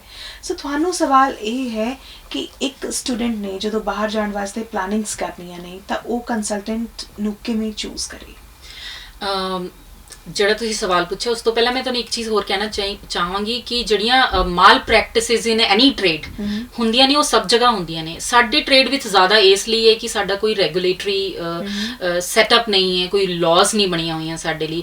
ਜੋ ਵੀ ਚੰਗਾ ਕੰਮ ਕਰਦਾ ਆਪਣੀ ਮੋਰਲ ਵੈਲਿਊਜ਼ ਤੇ ਖੜਾ ਹੋ ਕੇ ਕਰਦਾ ਹੈ ਬੇਸਿਕਲੀ, ਜਾਂ ਬਿਜ਼ਨਸ ਐਥਿਕਸ ਜਿਹਨੂੰ ਆਪਾਂ ਕਹਿੰਦੇ ਹਾਂ, ਸੈਲਫ ਅਵੇਅਰਨੈਸ ਨਾਲ ਕਰਦਾ ਹੈ। ਨਾਓ ਇਹਦੇ 'ਚ ਜਿਵੇਂ ਹੁਣ ਤੁਸੀਂ ਕਹਿ ਰਹੇ ਹੋ ਕਿ ਕਿੱਦਾਂ ਚੂਜ਼ ਕੀਤਾ ਜਾਏ ਕੰਸਲਟੈਂਟ, ਕਿੱਦਾਂ ਦੇਖਿਆ ਜਾਵੇ, ਬੇਸਿਕਲੀ ਆਈ ਥਿੰਕ ਇਹਦੇ 'ਚ ਬਹੁਤ ਜ਼ਰੂਰੀ ਹੈ ਕਿ ਥੋੜ੍ਹਾ ਜਿਹਾ ਹੋਮਵਰਕ ਕੀਤਾ ਜਾਵੇ ਘਰੇ। ਹੋਮਵਰਕ ਕਰਨ ਦੇ ਦੋ ਤਰੀਕੇ ਨੇ। ਇੱਕ ਤਾਂ ਮੈਂ ਹੋਮਵਰਕ ਆਪਣੇ ਆਪ ਤੇ ਕਰਾਂ, ਜੇ ਮੈਂ ਇੱਕ ਸਟੂਡੈਂਟ ਹਾਂ ਮੈਨੂੰ ਸਭ ਤੋਂ ਪਹਿਲਾਂ ਹੋਮਵਰਕ ਆਪਣੇ ਆਪ ਤੇ ਕਰਨ ਦੀ ਜ਼ਰੂਰਤ ਹੈ ਕਿ ਮੇਰੀਆਂ ਕੀ ਚੋਇਸਿਸ ਨੇ, ਮੇਰੇ ਕੀ ਡ੍ਰੀਮ ਕਰੀਅਰਸ ਨੇ, ਜਾਂ ਮੈਂ ਅੱਜ ਤੋਂ 5 ਸਾਲ ਜਾਂ 10 ਸਾਲ ਬਾਅਦ ਆਪਣੇ ਆਪ ਨੂੰ ਕਿੱਥੇ ਦੇਖਦੀ ਹਾਂ। ਜਿਵੇਂ ਹੁਣ ਆਪਾਂ ਭੇਡ ਚਾਲ ਦੀ ਗੱਲ ਕਰ ਰਹੇ ਸੀ, ਤਾਂ ਮੈਂ ਇੱਕ ਸਟੂਡੈਂਟ ਦੀ ਨਜ਼ਰ ਨਾਲ ਜਦੋਂ ਦੇਖਦੀ ਹਾਂ ਇਹ ਭੇਡ ਚਾਲ ਨਹੀਂ ਹੈ। ਬੇਸਿਕਲੀ ਉਹ ਆਪਣੇ ਆਪ ਲਈ ਇੱਕ ਬਿਹਤਰ ਸਪੇਸ ਲੱਭਦਾ ਇਸ ਦੁਨੀਆ ਦੇ ਵਿੱਚ। ਇੰਨੀ ਸਟਰਗਲ ਹੈ, ਇੰਨਾ ਸਟਰਗਲ ਹੈ ਸਟੱਡੀ ਦੇ ਵਿੱਚ ਵੀ ਤੇ ਕਰੀਅਰ ਦੇ ਵਿੱਚ ਵੀ। ਉਹਦਾ ਇਰਾਦਾ ਠੀਕ ਹੈ, ਉਹਦਾ ਆਪਣਾ ਜੋ ਇੱਛਾ ਹੈ ਜਾਂ ਇਰਾਦਾ ਹੈ, ਐਕਸਪੈਕਟੇਸ਼ਨ ਹੈ, ਉਹ ਠੀਕ ਹੈ, ਲੇਕਿਨ ਜੋ ਉਹਦੇ ਰਸਤੇ ਹੁੰਦੇ ਨੇ ਉਹ ਗਲਤ ਹੋ ਜਾਂਦੇ ਨੇ। ਉਹ ਗਲਤ ਕਦੋਂ ਹੁੰਦੇ ਨੇ? ਜਦੋਂ ਤੁਸੀਂ ਵਿਦਆਊਟ ਡੂਇੰਗ ਐਨੀ ਹੋਮਵਰਕ ਜਦੋਂ ਤੁਸੀਂ ਕਿਸੇ ਨਤੀਜੇ ਤੇ ਪਹੁੰਚ ਜਾਂਦੇ ਹੋ।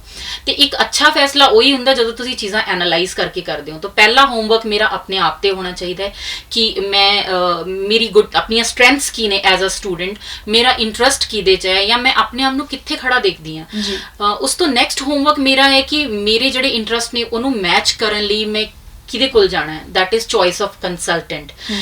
ਜਦੋਂ ਤੁਸੀਂ ਇੰਡੀਆ ਵੀ ਪੜ੍ਹਨਾ ਉਦੋਂ ਵੀ ਤੁਸੀਂ ਅਸੀਂ ਇਹ ਸਾਰਾ ਹੋਮਵਰਕ ਸਭ ਨੂੰ ਆਉਂਦਾ ਹੈ, ਪਰ ਅਸੀਂ ਡੈਲੀਬਰੇਟਲੀ ਇਹ ਹੋਮਵਰਕ ਸਟੱਡੀ ਅਬਰੋਡ ਦੇ ਕੇਸ 'ਚ ਨਹੀਂ ਕਰਦੇ। ਜਦੋਂ ਮੈਂ ਇੰਡੀਆ 'ਚ ਕੋਈ ਕੋਰਸ ਚੂਜ਼ ਕਰਨਾ ਜਾਂ ਕਾਲਜ ਚੂਜ਼ ਕਰਨਾ, ਮੇਰੇ ਕੋਲ ਪੂਰਾ ਭੰਡਾਰ ਹੁੰਦਾ ਗਿਆਨ ਦਾ ਕਿ ਇਹ ਸ਼ਹਿਰ 'ਚ ਇਹ ਐਜੂਕੇਸ਼ਨ ਅੱਛੀ ਹੈ, ਇਹ ਕਾਲਜ ਇਹ ਐਜੂਕੇਸ਼ਨ ਅੱਛੀ ਦਿੰਦਾ ਹੈ, ਇਹ ਡਿਗਰੀ ਕਰਨ ਦਾ ਇੰਡੀਆ 'ਚ ਇਹ ਫਾਇਦਾ ਹੈ ਤੇ ਇਹ ਨੁਕਸਾਨ ਹੈ। ਤੇ ਇਹ ਹੋਮਵਰਕ ਮੈਂ ਸਟੱਡੀ ਅਬਰੋਡ ਦੇ ਵੇਲੇ ਬਿਲਕੁਲ ਭੁੱਲ ਜਾਂਦੀ ਹਾਂ। ਉਦੋਂ ਮੈਂ ਬਿਲਕੁਲ ਨਹੀਂ ਦੇਖਦੀ ਕਿ ਕਿਹੜੇ ਕੰਟਰੀ 'ਚ ਕਿਸ ਐਜੂਕੇਸ਼ਨ ਦੀ ਜ਼ਿਆਦਾ ਜ਼ਰੂਰਤ ਹੈ ਜਾਂ ਕਿੱਥੇ ਜ਼ਿਆਦਾ ਅੱਛੀ ਐਜੂਕੇਸ਼ਨ ਮਿਲਦੀ ਹੈ, ਜਾਂ ਕਿਹੜਾ ਕਾਲਜ ਕਿਹੜੀ ਕੈਟਾਗਰੀ 'ਚ ਫਾਲ ਕਰਦਾ ਹੈ, ਜਾਂ ਮੈਂ ਇੱਕ ਖੁਦ ਅਗਰ ਮੈਰੀਟੋਰੀਅਸ ਸਟੂਡੈਂਟ ਹਾਂ ਤਾਂ ਮੈਨੂੰ ਕਿਸ ਤਰ੍ਹਾਂ ਦੀ ਯੂਨੀਵਰਸਿਟੀ ਚੂਜ਼ ਕਰਨੀ ਚਾਹੀਦੀ ਹੈ, ਜਾਂ ਮੈਂ ਇੱਕ ਐਵਰੇਜ ਸਟੂਡੈਂਟ ਹਾਂ ਤਾਂ ਮੈਨੂੰ ਕਿਸ ਤਰ੍ਹਾਂ ਦੇ ਡਿਪਲੋਮਾ ਜਾਂ ਕੋਰਸਿਸ ਚੂਜ਼ ਕਰਨੇ ਚਾਹੀਦੇ ਨੇ ਜਿਹਦੇ ਨਾਲ ਮੇਰੇ ਇੰਟਰਸਟ ਮੈਚ ਕਰਦੇ ਹੋਣ ਤੇ ਮੈਂ ਆਪਣੇ ਆਪ ਨੂੰ 10 ਸਾਲ ਬਾਅਦ ਇੱਕ ਸਕਸੈਸਫੁਲ ਇਨਸਾਨ ਦੇ ਤੌਰ ਤੇ ਦੇਖਾਂ। ਤੇ ਉਹ ਹੋਮਵਰਕ ਅਸੀਂ ਕਰਦੇ ਨਹੀਂ, ਜਿਹੜਾ ਕਿ ਬਹੁਤ ਜ਼ਰੂਰੀ ਹੈ ਕਰਨਾ। ਜਦੋਂ ਤੁਸੀਂ ਇੰਨਾ ਹੋਮਵਰਕ ਕਰ ਲੋਗੇ ਨਾ, ਤੁਹਾਨੂੰ 50 ਤੋਂ 70% ਕਲੈਰਿਟੀ ਉੱਥੇ ਹੀ ਮਿਲ ਜਾਏਗੀ ਕਿ ਮੈਂ ਕਿਹੜੇ ਕੰਸਲਟੈਂਟ ਕੋਲੇ ਜਾਣਾ। ਜਦੋਂ ਤੁਹਾਡੀ ਆਪਣੀ ਚੈੱਕਲਿਸਟ ਹੋਏਗੀ ਕਿ ਇਹ ਕੰਸਲਟੈਂਟ ਮੈਨੂੰ ਇਹ ਵੀ ਦੱਸੇ, ਇਹ ਵੀ ਦੱਸੇ, ਇਹ ਵੀ ਦੱਸੇ, ਇਹ ਵੀ, ਜਦੋਂ ਉਹ ਚੈੱਕਲਿਸਟ ਕਿਸੇ ਕੰਸਲਟੈਂਟ ਕੋਲ ਪੂਰੀ ਹੁੰਦੀ ਹੋਏਗੀ ਨਾ, ਤਾਂ ਆਪਣੇ ਆਪ ਹੀ ਜਿੱਥੇ ਕੰਸਲਟੈਂਟ ਤੁਹਾਨੂੰ ਸ਼ਹਿਰ 'ਚ 3000 ਦੁਕਾਨਾਂ ਦਿਖਣਗੀਆਂ, ਜਗ੍ਹਾ ਜਗ੍ਹਾ ਖੁੱਲੀਆਂ ਹੋਈਆਂ, ਤੁਹਾਨੂੰ ਆਪਣੇ ਆਪ ਸ਼ਾਰਟ ਲਿਸਟ ਹੋ ਕੇ ਬਹੁਤ ਘੱਟ ਤੇ ਰਹਿ ਜਾਏਗੀ। ਤੇ ਉਦੋਂ ਤੁਹਾਡੇ ਲਈ ਈਜ਼ੀ ਹੈ ਡਿਸਾਈਡ ਕਰਨਾ ਕਿ ਮੈਨੂੰ ਕਿੱਥੇ ਕਲੀਅਰ ਆਪਸ਼ਨਸ ਮਿਲ ਰਹੀਆਂ। ਦੇਖੋ, ਜਦੋਂ ਅਸੀਂ ਕੋਈ ਸਟੈਪ ਲੈਂਦੇ ਹਾਂ ਨਾ ਲਾਈਫ 'ਚ, ਤੇ ਕੁਛ ਨਾ ਕੁਛ ਅਸੀਂ ਸੈਕਰੀਫਾਈਸਿਸ ਤੇ ਰਿਸਕ 'ਚ ਵੀ ਪਾਉਂਦੇ ਹਾਂ। ਤੇ ਸਟੱਡੀ ਅਬਰੋਡ ਇੱਕ ਇਹੋ ਜਿਹਾ ਫੀਲਡ ਹੈ ਜਿੱਥੇ ਬੜਾ ਕੁਛ ਤੁਹਾਡਾ ਇਨਵੈਸਟ ਹੁੰਦਾ ਹੈ। ਮੈਂ ਰਿਸਕ ਵੀ ਨਹੀਂ ਕਹੂੰਗੀ, ਮੈਂ ਇਨਵੈਸਟਮੈਂਟ ਕਹੂੰਗੀ। ਤੁਹਾਡਾ ਪੈਸਾ ਇਨਵੈਸਟ ਹੁੰਦਾ ਹੈ, ਮੋਰ ਦੈਨ ਪੈਸਾ ਤੁਹਾਡਾ ਟਾਈਮ ਇਨਵੈਸਟ ਹੁੰਦਾ। ਜਿਹੜਾ ਜ਼ਿੰਦਗੀ ਦਾ ਸਮਾਂ ਤੁਸੀਂ ਬਿਤਾ ਦਿੰਦੇ ਹੋ, ਉਹ ਵਾਪਸ ਕਦੀ ਨਹੀਂ ਆਉਂਦਾ। ਤੇ ਉਸ ਬਿਤਾਏ ਹੋਏ ਸਮੇਂ ਦੀ ਕੁਆਲਿਟੀ ਹੀ ਇਹ ਤੈਅ ਕਰਦੀ ਹੈ ਕਿ ਤੁਸੀਂ ਲਾਈਫ 'ਚ ਅੱਗੇ ਕੀ ਕਰੋਗੇ, ਅੱਗੇ ਕਿੱਥੇ ਖੜੇ ਹੋਵੋਗੇ, ਤੇ ਆਪਣੀ ਆਉਣ ਵਾਲੀ ਫੈਮਿਲੀ ਨੂੰ, ਆਪਣੇ ਬੱਚਿਆਂ ਨੂੰ, ਆਪਣੇ ਪੇਰੈਂਟਸ ਨੂੰ ਤੁਸੀਂ ਕਿੱਦਾਂ ਦੀ ਲਾਈਫ ਦਿਓਗੇ। ਤੇ ਉਹ time investment is more important. ਪੈਸਾ ਫਿਰ ਵੀ ਕਮਾ ਲਓਗੇ, ਦੁਬਾਰਾ ਖੋ ਗਿਆ ਕਿਤੇ ਤਾਂ, ਪਰ ਉਹ ਟਾਈਮ ਦੁਬਾਰਾ ਕਦੇ ਨਹੀਂ ਆਏਗਾ ਤੁਹਾਡੇ ਕੋਲ। ਤੇ that is very important and this is how you should think about ਕਿ ਤੁਸੀਂ ਆਪਣਾ ਕੰਸਲਟੈਂਟ ਕਿੱਦਾਂ ਚੂਜ਼ ਕਰਨਾ ਹੈ। ਜੀ, ਵੈਸੇ ਤਾਂ ਮਨਿੰਦਰ ਜੀ ਬਹੁਤ ਸਾਰੀਆਂ ਗੱਲਾਂ ਬਾਤਾਂ ਹੋ ਗਈਆਂ, ਪਰ ਆਖਰੀ ਸਵਾਲ ਮੈਂ ਤੁਹਾਨੂੰ ਇਹ ਕਰਾਂਗੀ ਕਿ ਇੰਨੇ ਲੰਬੇ ਸਫ਼ਰ ਦੇ ਵਿੱਚ ਤੁਹਾਨੂੰ ਨਹੀਂ ਲੱਗਦਾ ਕਿ ਇੱਕ ਕੰਸਲਟੈਂਟ ਨੂੰ ਮੋਰ ਦੈਨ ਅ ਕੰਸਲਟੈਂਟ ਇੱਕ ਕਾਉਂਸਲਰ ਵੀ ਹੋਣਾ ਚਾਹੀਦਾ ਹੈ, ਉਹਨੂੰ ਕਾਉਂਸਲਿੰਗ ਕਰਨੀ ਚਾਹੀਦੀ ਹੈ? ਕਿਉਂਕਿ ਕੋਈ ਵੀ ਸਟੂਡੈਂਟ ਤੁਹਾਡੇ ਕੋਲ ਆਉਂਦਾ ਹੈ, ਤੁਸੀਂ ਉਹਦਾ ਮਾਈਂਡ ਰੀਡ ਜ਼ਰੂਰ ਕਰਦੇ ਹੋਗੇ, ਉਹਦੇ ਇੰਟਰਸਟ ਜ਼ਰੂਰ ਸਮਝਦੇ ਹੋਵੋਗੇ, ਉਸ ਤੋਂ ਬਾਅਦ ਤੁਸੀਂ ਉਹਨੂੰ ਰეკਮੈਂਡ ਕਰਦੇ ਹੋ। ਔਰ ਇਸ ਦੇ ਨਾਲ ਮਿਲੀ ਜੁਲੀ ਇੱਕ ਹੋਰ ਚੀਜ਼ ਹੈ ਕਿ ਬਹੁਤ ਸਾਰੇ ਕੋਰਸਿਸ ਜਿਨ੍ਹਾਂ ਦਾ ਬਾਕੀ ਲੋਕਾਂ ਨੂੰ ਪਤਾ ਨਹੀਂ ਹੈ, ਤੇ ਤੁਹਾਡੇ ਕੋਲ ਉਹ ਲਿਸਟ ਵੀ ਹੁੰਦੀ ਹੈ, ਕਿ ਤੁਸੀਂ ਉਹ ਲਿਸਟ ਤੋਂ ਵੀ ਉਹਨਾਂ ਨੂੰ ਜਾਣੂ ਕਰਾਉਂਦੇ ਹੋ? ਜੀ ਬਿਲਕੁਲ। ਜਦੋਂ ਆਪਾਂ ਕੰਸਲਟੈਂਟ ਦੀ ਗੱਲ ਕਰਦੇ ਹਾਂ ਜਾਂ ਕਾਉਂਸਲਰ ਦੀ ਗੱਲ ਕਰ ਰਹੇ ਹਾਂ, ਤੇ ਸਾਡੇ ਦੇਸ਼ ਦੇ ਵਿੱਚ ਇੱਕ ਰਿਵਾਜ ਹੈ ਕਿ ਹਰ ਬੰਦਾ ਇੱਥੇ ਸਲਾਹਕਾਰ ਹੈ, ਮੁਫਤ ਦਾ ਸਲਾਹਕਾਰ।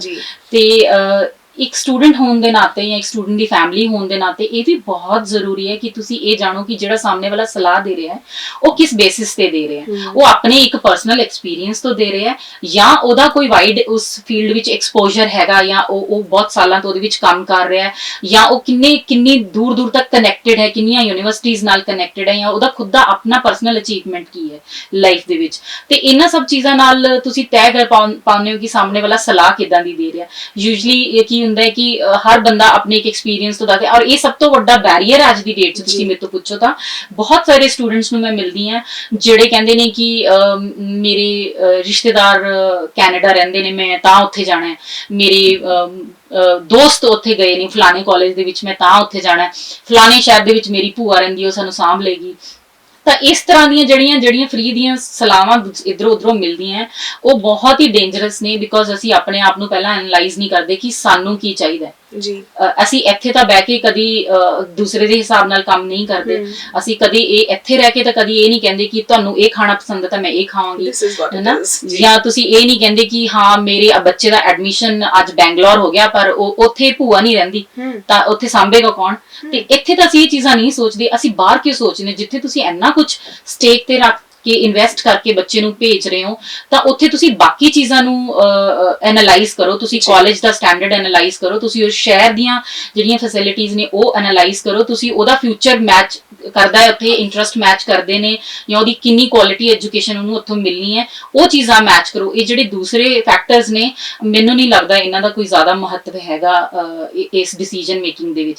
ਸੈਕੰਡਲੀ, ਜਿੱਥੋਂ ਤੱਕ ਗੱਲ ਆ ਜਾਂਦੀ ਹੈ ਵੈਰਾਈਟੀ ਆਫ ਕੋਰਸਿਸ, ਤਾਂ ਜੇ ਤੁਸੀਂ ਅੱਜ ਦੀ ਡੇਟ 'ਚ ਮੇਰੇ ਤੋਂ ਪੁੱਛੋ ਤਾਂ ਮੈਨੂੰ ਖੁਦ ਵੀ ਨਹੀਂ ਪਤਾ ਕਿ ਕਿੰਨੇ ਹਜ਼ਾਰਾਂ ਕੋਰਸਿਸ ਅਵੇਲੇਬਲ ਹੈਗੇ ਨੇ।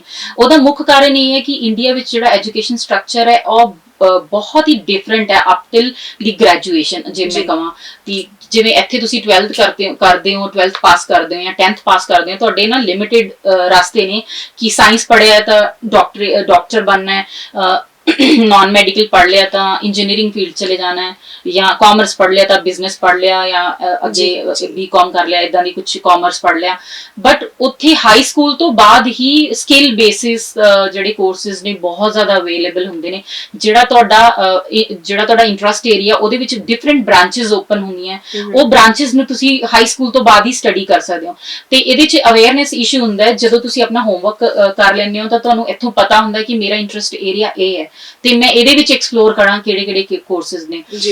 ਮੈਂ ਇੱਕ ਰੀਸੈਂਟ ਐਗਜ਼ਾਮਪਲ ਤੁਹਾਨੂੰ ਦਿੰਨੀ ਆ ਕਿ 2-3 ਦਿਨ ਪਹਿਲਾਂ ਅਸੀਂ ਇੱਕ ਸਟੂਡੈਂਟ ਦਾ ਵੀਜ਼ਾ ਲਿਆ। ਜਿਵੇਂ ਤੁਹਾਨੂੰ ਅੱਜ ਦੀ ਡੇਟ ਤੁਸੀਂ ਦੇਖੋਗੇ ਬਹੁਤ ਜ਼ਿਆਦਾ ਰਿਜੈਕਸ਼ਨ ਰੇਸ਼ੋ ਵੀ ਹੈ ਕੈਨੇਡਾ ਦੇ ਵਿੱਚ ਵੀਜ਼ਾ ਆਉਣ ਦਾ। ਉਹਦਾ ਮੁੱਖ ਕਾਰਨ ਇਹ ਹੈ ਕਿ ਪਿਛਲੇ ਕੋਵਿਡ ਦੀ ਵਜ੍ਹਾ ਨਾਲ ਬਹੁਤ ਸਾਰਾ ਜਿਹੜਾ ਐਪਲੀਕੇਸ਼ਨ ਫਲੋ ਹੈ ਉਹ ਵੱਧ ਗਿਆ। ਉਹਨਾਂ ਕੋਲੇ ਜਿਹੜਾ ਕੰਮ ਹੈਗਾ ਪਾਈਪਲਾਈਨ 'ਚ ਬਹੁਤ ਜ਼ਿਆਦਾ ਇਕੱਠਾ ਹੋ ਗਿਆ, ਜਿਹਦੇ ਕਰਕੇ ਉਹਨਾਂ ਨੇ ਵੀਜ਼ਾ ਤਾਂ ਉਹਨਿਆਂ ਨੂੰ ਹੀ ਦੇਣਾ ਜਿੰਨਾ ਉਹਨਾਂ ਕੋਲ ਕੋਟਾ ਹੈਗਾ, ਤੇ ਉਹਨਾਂ ਨੇ ਬਹੁਤ ਸਾਰੀਆਂ ਰਿਜੈਕਸ਼ਨਸ ਆ ਰਹੀਆਂ ਨਾ। ਹੁਣ ਜਿਹੜਾ ਅਸੀਂ ਵੀਜ਼ਾ ਲਿਆ ਹੈਗਾ ਕਿਸੇ ਸਟੂਡੈਂਟ ਦਾ, ਕਿਉਂਕਿ ਉਹਦਾ ਇੰਟਰਸਟ ਏਰੀਆ ਵੀ ਸੀਗਾ, ਅਸੀਂ ਉਹਨੂੰ audio video production film production 'ਚ ਉਹਨੂੰ ਭੇਜਿਆ ਹੈ 2 ਸਾਲ ਦੀ ਡਿਪਲੋਮਾ ਲਈ। ਉਹਦਾ ਜਿਹੜਾ ਸਕੋਰ ਹੈ ਬਹੁਤ ਹੀ ਐਵਰੇਜ ਸਕੋਰ ਸੀਗਾ ਆਇਲਸ ਵਿੱਚ। ਯੂਜੂਅਲੀ ਜੇ ਮੈਂ ਉਹਨੂੰ ਨਾਰਮਲ ਕਿਸੇ ਕੋਰਸ ਵਿੱਚ ਪਾਵਾਂਗੀ ਉਹਦਾ ਡੈਫੀਨੇਟਲੀ ਰਿਜੈਕਟ ਹੋ ਜਾਏਗਾ, ਕਿਉਂਕਿ ਉਹਦਾ ਇੰਟਰਸਟ ਵੀ ਸੀ ਤੇ ਇਹ ਇੱਕ ਯੂਨੀਕ ਕੋਰਸਿਸ ਵੀ ਹੈ। ਤੇ ਸਾਨੂੰ ਇੱਥੇ ਪਤਾ ਹੀ ਨਹੀਂ ਕਿ ਇਦਾਂ ਦੇ ਯੂਨੀਕ ਕੋਰਸਿਸ ਵੀ ਉੱਥੇ ਮਿਲਦੇ ਨੇ। ਡਿਜੀਟਲ ਮਾਰਕੀਟਿੰਗ ਦਾ ਅੱਜ ਇੰਨਾ ਹਾਈ ਸਿਨੈਰੀਓ ਚੱਲ ਰਿਹਾ ਹੈ, ਇੰਨੀ ਡਿਮਾਂਡ ਹੈ ਡਿਜੀਟਲ ਮਾਰਕੀਟਿੰਗ ਦੇ ਸਟੂਡੈਂਟਸ ਦੀ, ਇੰਟਰਨਸ ਦੀ। ਤੇ ਇੱਥੇ ਜੇ ਅਸੀਂ ਦੇਖੀਏ ਤੇ ਇਹ ਐਜੂਕੇਸ਼ਨ ਇੱਥੇ ਅਵੇਲੇਬਲ ਨਹੀਂ ਹੈਗੀ at this stage of education. ਜਿਵੇਂ ਆਪਾਂ ਬੈਚਲਰਸ ਲੈਵਲ ਕਹਿ ਦਿੰਦੇ ਹਾਂ, ਡਿਪਲੋਮਾ ਲੈਵਲ ਕਹਿ ਦਿੰਦੇ ਹਾਂ, ਇਹ ਚੀਜ਼ਾਂ ਬਾਹਰ ਹੈਗੀਆਂ ਨੇ। ਤੇ ਉਹ ਥਾਊਜ਼ੈਂਡਸ ਆਫ ਕੋਰਸਿਸ ਅਵੇਲੇਬਲ ਨੇ ਹਰ ਇੱਕ ਫੀਲਡ ਦੇ ਵਿੱਚ, IT ਦੇ ਵਿੱਚ, ਹੈਲਥ ਕੇਅਰ ਦੇ ਵਿੱਚ, ਦੈਨ ਤੁਹਾਡੇ ਸਾਇੰਸ ਦੀਆਂ ਹੋਰ ਬ੍ਰਾਂਚਸ ਦੇ ਵਿੱਚ, ਦੈਨ ਤੁਹਾਡੇ IT ਦੇ ਵਿੱਚ, ਐਂਡ ਦੈਨ ਤੁਹਾਡੇ ਜਿਵੇਂ ਮਾਰਕੀਟਿੰਗ ਐਂਡ ਬਿਜ਼ਨਸ 'ਚ ਵੀ ਕੁਝ ਯੂਨੀਕ ਕੋਰਸਿਸ ਨੇ। ਤੁਸੀਂ ਰੈਗੂਲਰ ਕੋਰਸ ਲੈ ਕੇ ਜਾਓਗੇ ਉਹਦਾ ਸ਼ਾਇਦ ਉਹਨਾਂ ਬ੍ਰਾਈਟ ਫਿਊਚਰ ਨਹੀਂ ਹੈਗਾ, ਹਾਈ ਪੇਇੰਗ ਫਿਊਚਰ ਨਹੀਂ ਹੈਗਾ, ਜਾਂ ਪੀਅਰ ਲੀਡਿੰਗ ਨਹੀਂ ਹੈਗਾ।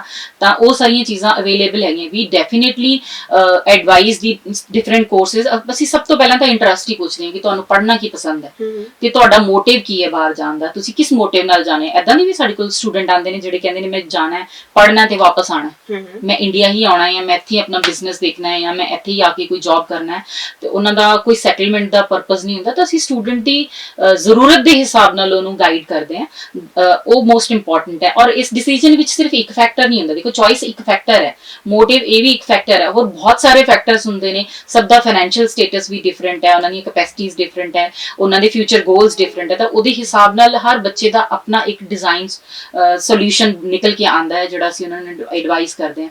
ਔਰ ਇਹੀ ਕਾਰਨ ਹੈ ਕਿ ਸਾਡਾ ਜਿਹੜਾ ਸਕਸੈਸ ਰੇਸ਼ੋ ਹੈਗਾ ਉਹ ਕਾਫੀ ਅੱਛਾ ਹੈਗਾ।